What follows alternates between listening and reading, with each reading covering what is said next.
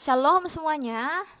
Jadi aku Grace. Kali ini aku mau bahas tentang musik dunia. Oke, musik dunia. Guys, kita nggak bisa ngecap semua musik dunia itu sama. Karena jelas mereka berbeda-beda.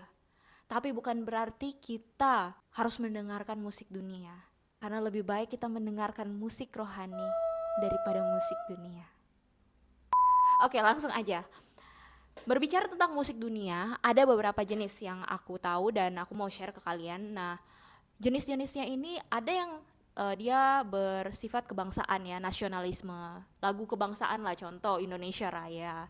Indonesia tanah airku, oke? That's fine, itu baik-baik aja, itu fine kan? Netral. Ada juga musik yang apa ya, berpengaruh positif gitu. Atau memberi semangat. Selamat ulang tahun kami ucapkan. Itu kan kita beri semangat, selamat ulang tahun, tiup lilinnya, semangat kan, ayo tiup lilinnya. Ayo tiup. Nah, itu dia, panjang umurnya, kita ikut malu doakan gitu ya, panjang umurnya ya yang ulang tahun gitu, tapi sambil nyanyi. Jadi itu positif, tapi itu lagu dunia guys. Nah terus, kalau lagu seperti apa sih atau musik seperti apa sih yang harusnya kita tuh hindari? Nah, ada beberapa jenis yang aku pikir itu kita perlu hindari. Tapi kembali ke masing-masing dari kita, itu pilihan kita guys ya. Ini aku cuma mau share yang menurut aku nih, yang aku perlu hindari untuk memutar musiknya. Beda kalau orang lain yang memutar dan kita ada di situ ya, di dekat orang itu ya, mau nggak mau gitu loh. Masa kita harus membentak, melarang gitu ya. Jangan putar itu ya, jangan putar lagu ini. Ya kalau mereka keluarga kita ya mungkin bisa lah, atau sahabat terdekat kita ya. Tapi kalau orang lain, orang asing ya, kita juga nggak bisa juga kalau mau langsung seperti itu kan. Apalagi nggak kenal gitu. Kan contoh dalam mall tuh ya. Jadi kita harus lihat kondisinya, kita harus tahu kepada siapa yang kita mau komunikasikan ya. Tapi maksud saya kalau kita memutar lagu, nah lagu seperti apa sih yang dihindari, perlu dihindari? Nah itu lagu-lagu yang merusak jiwa kita, yang mempengaruhi pikiran kita, mental kita. Dan itu bisa kita lihat dari lirik-lirik lagu itu guys. Ada lirik yang isinya tuh negatif, jorok, sarkasme atau kata-kata kasar. Kata-kata apalagi kata-kata bahasa Inggris itu ya, banyak tuh yang dipakai dalam lirik. Ya kamu tahu sendirilah seperti apa. Tapi kalau yang dari aku ya itu kata-kata negatif, apalagi kalau lagunya cinta-cintaan, terus liriknya itu seperti mengundang untuk melakukan hubungan intim dengan lawan jenis atau dengan pacar gitu ya. Nah itu bahaya banget. Jangan dengerin yang kayak gitu kalau menurut aku ya. Ini saran aku, jangan dengerin seperti itu. Karena pikiran kita ketika kita mendengarkan lagu atau musik itu akan apa ya, pikiran kita akan terpengaruh dan itu bisa tersimpan dalam alam bawah sadar kita, memori kita, dan bisa disimpan dalam waktu yang lama, dan itu bisa apa ya, mempengaruhi perasaan kita, kemudian kehendak kita. Makanya namanya mempengaruhi jiwa, ya kan, jiwa kita. Nah, saya bilang pengaruh ke perasaan itu bener loh guys. Banyak nih orang kalau lagi patah hati atau lagi habis putus cinta gitu ya. Mereka bakal dengerin lagu-lagu galau, lagu-lagu yang patah hati. Karena apa? Sesuai dengan moodnya, emosinya itu loh. Jadi mereka bakal dengerin lagu seperti itu. Hasilnya kayak mana dong? Maksudnya apa yang terjadi setelahnya? Tambah down, tambah sedih. Kenapa coba harus dengerin lagu-lagu kayak gitu, nggak sih? Iya nggak sih? Kalau sebagai orang percaya, orang Kristen, maksudnya kita yang percaya dalam Tuhan Yesus Kristus, kan Tuhan sendiri bilang Tuhan tidak akan membiarkan kita jatuh sampai tergeletak. Mungkin jatuh bisa, tapi tidak sampai tergeletak guys. Tapi ada lagu dunia yang aku terjatuh dan tak bisa bangkit lagi. Nah, kan bertentangan guys. Jadi kita harus tahu dulu lirik lagu itu seperti apa. Apakah itu bertentangan dengan firman Tuhan? Apakah itu hal-hal yang positif atau malah membuat kita semakin down, semakin emosi kita itu semakin negatif. Iya kan? Selain itu juga kita perlu waspadai lagu-lagu yang ditujukan untuk penyembahan berhala atau penyembahan pada iblis. Nah, jangan dengerin lagu seperti itu. Sebagai anak-anak Tuhan, kita hidup dalam terang, ya. Kenapa kita harus tetap dengarkan lagu demikian kalau kita sendiri bilang kalau kita tuh percaya pada Tuhan Yesus, iya kan? Jadi kita tuh harus tahu, harus peka dengan hal-hal yang bisa menipu kita, menjebak kita. Jangan sampai kita jatuh terjebak dalam hal-hal itu. Jadi kita harus waspada, be aware, sadar dan berjaga-jaga, peka gitu loh.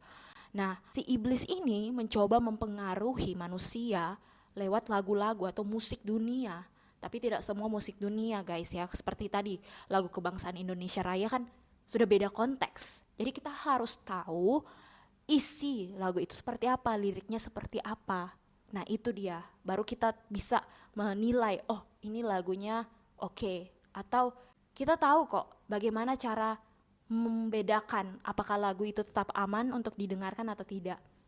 Kalau kita memiliki hubungan dekat dengan Tuhan, kalau kita dipenuhi oleh Roh Kudus, pasti ada rasa yang gak nyaman waktu kita tiba-tiba mendengarkan lagu yang mungkin ada unsur negatifnya atau ada unsur penyembahan berhalanya. Kita pasti gak ada damai sejahtera dalam diri kita waktu kita dengerin lagu itu.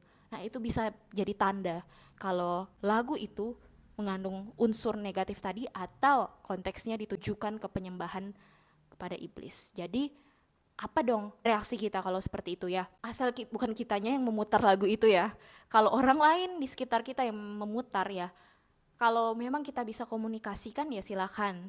Ya seperti keluarga kita atau sahabat terdekat kita ya, orang yang kita sudah kenal ya. Tapi kalau orang asing, contoh lah di mall kan, kita mana tahu siapa yang putar. Dan juga kita kan nggak kenal. Masa tiba-tiba kita datangin, jangan putar ya lagu itu ya. Kan nggak enak guys ya. Apalagi di tempat-tempat publik gitu. Ya udah, sabar aja. Solusinya itu sabar aja gitu kan. Tapi menurut saya lagu yang sering diputar, yang diputar berulang-ulang, itu yang akan semakin membawa efek negatif dalam pikiran kita. Saya punya pengalaman ya, kesaksian sih ini lebih tepatnya ya. Dulu waktu saya masih suka putar lagu dunia, lagu-lagu pop itu, ada lagu pop barat, judulnya pokoknya lagunya gini, harus dinyanyikan kak, pokoknya lagunya judulnya Closer. Waktu itu berapa tahun yang lalu waktu saya lagi putar lagu itu di saat saya lagi down-downnya ya, berapa bulan setelah saya mengundurkan diri dari suatu pekerjaan dan juga berapa bulan setelah saya putus dari mantan saya, wah itu kondisi saya down karena saya belum dapat pekerjaan waktu itu. Saya nggak tahu apakah harus lanjut kuliah, apa saya harus ambil pekerjaan. Saya rencananya mau ngambil kursus bahasa Inggris waktu itu, tapi seperti saya itu merasa ini saya mau jadi apa sih nantinya ini gitu, masih belum jelas gitu, belum pasti seperti apa. Jadi saya dengerin itu sambil saya bantu mama saya waktu itu ya, membersihkan rumah. Tiba-tiba saya memberontak ke mama saya melawan mama saya waktu cerita pokoknya ada hal lah yang saya kurang suka waktu kami komunikasi. Ya saya memberontak, teriak-teriak di situ gitu loh. Nah itu contoh pengaruh musik yang mengandung lirik negatif, lirik-lirik yang tidak sejalan dengan firman Tuhan, tidak sesuai dengan firman Tuhan. Jadi hati-hati guys. Banyak di media sosial kita sering lihat ya postingan video-video orang, mereka pakai background musiknya itu macam-macam. Apalagi contoh ya, saya pakai contoh di TikTok. Kalau kalian buka TikTok banyak tuh orang-orang pakai background musik tuh macam-macam. Tapi apakah kalian sadar kalau lirik-liriknya bisa mengandung unsur negatif? Unsur seksual, unsur sarkasme, kekerasan, kata-kata kotor. Dan itu bisa pengaruh ke orang yang mendengarkannya. Apalagi kalau didengarkan berulang-ulang. Itu akan melekat dalam pikiran dan bisa mempengaruhi perasaan kita. Dan kehendak itu apa yang mau kita lakukan, tindakan kita. Seperti tadi contoh saya tadi waktu saya berontak, itu tindakan loh, pengaruh ke tindakan, perasaan saya waktu itu down, tambah kecewa gitu. Akhirnya dilampiaskan ke marah-marah ke mama saya. Tapi setelah itu berapa lama setelah itu saya minta maaf kok. Yang seingat saya ya. Iya, udah baikan maksudnya, udah baik-baik sama mama saya. Tapi saat itu saya ingat sekali lagu itu loh. Baru saya cek ya tadi itu di internet. Liriknya memang liriknya itu berisi seperti ajakan buat melakukan hubungan suami istri. Jadi buat teman-teman di luar sana kalau mau tahu gimana caranya sih supaya kita tuh bisa tahu lagu-lagu dunia ini bahaya apa enggak buat kita, kalian bisa cek di Google Translate atau di terjemahan aplikasi terjemahan ke bahasa Indonesia. Kalian bisa ketik contoh di Google Translate, kalian bisa copy paste, cari liriknya di Google, baru copy paste ke bahasa Indonesia terjemahannya apa. Nah di situ kalian baca deh, kalian lihat kalau artinya sudah mengarah ke sana, hal-hal yang nggak baik tadi, ya udah ngapain didengarkan, nggak usah lah. Kalau itu malah membuat iman kita semakin merosot, kalau itu malah membuat kita semakin jauh dari Tuhan, ya buat apa? Iya kan? Nah itu dia, itu tips dari saya ya.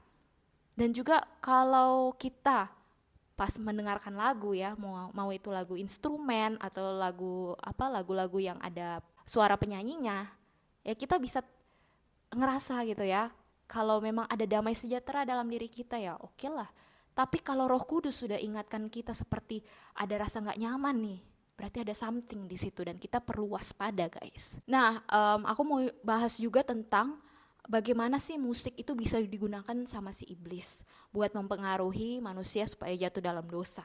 Si iblis ini atau si Lucifer ini, dia menggunakan alat musik, instrumen ya sebelumnya untuk memuji Tuhan dahulu kala. Tapi karena dia melawan Tuhan, maka Tuhan buang dia beserta dengan instrumen musiknya.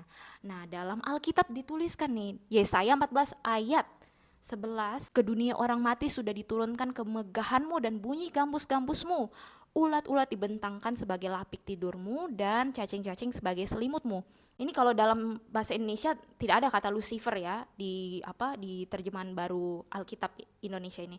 Tapi kalau terjemahan bahasa Inggrisnya di dalam New King James Version atau NKJV di Isaiah 14 verse 12 ya, Yesaya 14 ayat 12 jelas ditulis Lucifer. Sini ditulis, how you are fallen from heaven, O Lucifer, son of the morning. How you are cut down to the ground, you who weakened the nations. Bagaimana kau sudah jatuh dari surga ya, how you are fallen from heaven, O Lucifer gitu ya. Kau sudah jatuh dari surga. Nah, jadi Lucifer dikatakan dia pakai instrumen alat musik yaitu gambus tadi ya untuk memuji Tuhan, tapi karena dia melawan menentang Tuhan, karena dia mau seperti Tuhan, menjadi seperti Tuhan, maka Tuhan membuang dia dari surga. Tuhan membuang dia beserta alat musiknya. Nah, karena dia dibuang Tuhan, dia mau supaya manusia ini juga jatuh dalam dosa, guys. Ya, dia mau ngajak manusia ini supaya jatuh dalam dosa. Gimana caranya? Ya dia pakai musik buat mempengaruhi manusia. Makanya musik dunia itu kita perlu hati-hati kalau kita mendengarkannya ya. Bukan berarti saya melarang teman-teman jangan mendengarkan musik dunia. Itu artinya saya mengecap semua musik dunia tidak baik. Iya kan? Bahkan lagu kebangsaan aja bisa jadi tidak baik gitu. Jadi kita harus jangan seperti itu, jangan mengecap semuanya sama. Kita harus lihat liriknya seperti apa, isi lagu itu seperti apa. Nah itu dia guys, jadi kita harus selektif, berpikir secara bijak, menentukan secara bijak. Filter ya, ada filter. Kalau memang ada orang di sekitar kita yang memang putar musik dunia dan kita merasa seperti kok rasanya ini ya nggak nyaman ya, nggak damai sejahtera, ya udah sabar aja, sabar untuk keluar dari tempat itu. Oke. Atau begini, teman-teman, ini cara yang saya lakukan ya. Saya putar lagu rohani teman-teman. Putarlah lagu rohani. dalam misalkan keluarga saya putar lagu rohani nih, karena kan ada tuh yang putar TikTok gitu ya, video-videonya kan musik-musiknya kan musik-musik nggak jelas kan. Yang apalah pokoknya unsur-unsur cinta-cintaan yang negatif-negatif, ya udah saya pasang aja lagu rohani supaya apa? Supaya mereka dengerin lagu rohani juga kan seperti itu.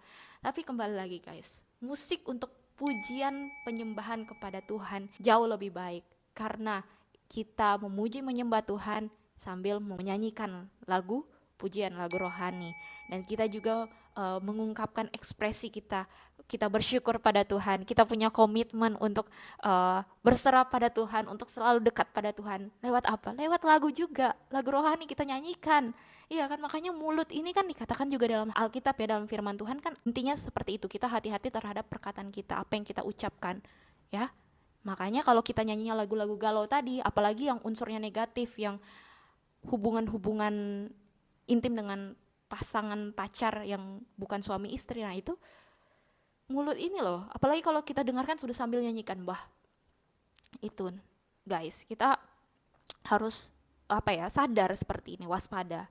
Kalau kita dengar lagu rohani, kita nyanyikan, itu kan sesuai perasaan kita memuji menyembah Tuhan, kita mengagungkan nama Tuhan, ya kan? Mazmur 150 ayat 1 sampai 5 berkata, haleluya, pujilah Allah dalam tempat kudusnya, pujilah Dia dalam cakrawalanya yang kuat, pujilah Dia karena segala keperkasaannya, pujilah Dia sesuai dengan kebesarannya yang hebat, pujilah Dia dengan tiupan sangkakala, pujilah Dia dengan gambus dan kecapi, pujilah Dia dengan rebana dan tari-tarian, pujilah Dia dengan permainan kecapi dan seruling, pujilah Dia dengan ceracap yang berdenting, pujilah Dia dengan ceracap yang berdentang. Musik juga berisi komitmen dan membuat kita tetap terkoneksi dengan Tuhan ya. Jadi komitmen kita pada Tuhan. Jadi mendengarkan lagu rohani itu perlu kita lakukan dalam keseharian kita. Itu saran dari saya guys, karena kebiasaan saya mendengarkan lagu, memutar lagu, yang saya putar yaitu lagu rohani. Itu makanya kalau saya ada waktu senggang, tiba-tiba saya teringat lagunya rohani, lagu rohani, bukan lagunya si rohani, lagu rohani. Nah, bukan lagu-lagu galau. Karena apa? Karena sudah terbiasa mendengarkan, memutar lagu rohani. Nah, itu yang akan membuat kita semakin berpikiran positif. Itu yang akan membuat kita mengalami kuasa Tuhan, ada kekuatan supranatural yang tiba-tiba kalau kita dapatkan kalau kita lagi down, kita lagi sedih, kita lagi kok rasanya seperti mau menyerah, kok rasanya tuh capek. Tapi waktu kita dengar lagu rohani, itu seperti ada kekuatan baru yang Tuhan beri dalam diri kita.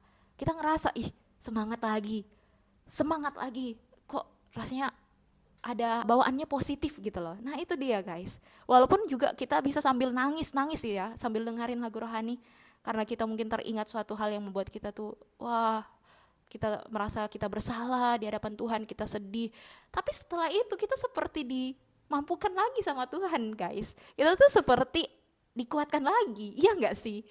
Jadi pujian penyembahan kepada Tuhan itu sangat penting untuk mempermuliakan nama Tuhan, tapi juga di sisi lain Tuhan yang memperkuat kita juga, karena kita nggak bisa mengandalkan kekuatan diri kita sendiri, hanya Tuhan yang kita andalkan, kekuatan dari Tuhan, kuasa dari Tuhan yang sanggup membuat kita tetap berjalan maju ke depan, meskipun badai kehidupan sedang kita alami.